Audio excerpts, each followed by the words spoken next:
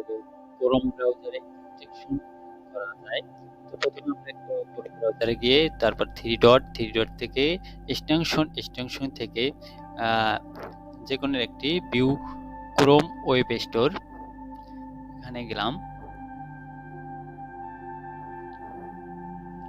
তারপর এক্সটেনশন থেকে আপনি যে এক্সটেনশনটি অ্যাড করবেন সেই এক্সটেনশনটির নাম দিবেন। এখানে আমি 2pd এক্সটেনশনটি অ্যাড করব, তাই 2pd এক্সটেনশনটির নাম দিলাম, আসলো। তারপর অ্যাড টু ক্রোম, এখানে ক্লিক করার পর আবার পপআপ মেনুতে অ্যাড টু এক্সটেনশনস, এখন ডাউনলোডের জন্য কিছুক্ষণ সময় নেবে। তারপর ডাউনলোড হওয়ার পর অটোমেটিক এক্সটেনশনটি অ্যাড হবে। অ্যাড হওয়ার পর তো এখানে পিন হয় না, পিন হওয়ার জন্য এক্সটেনশন আইকন থেকে পিন আইকনে আমরা ক্লিক করব।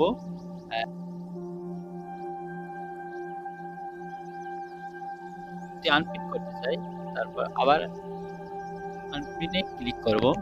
যদি এক্সটেনশন রিমুভ করতে চাই তাহলে এক্সটেনশন বরাবর যে থ্রি ডটটি আছে সেখানে ক্লিক করে রিমুভ ক্রোম, তারপর রিমুভ, এখানে ক্লিক করলে আপনি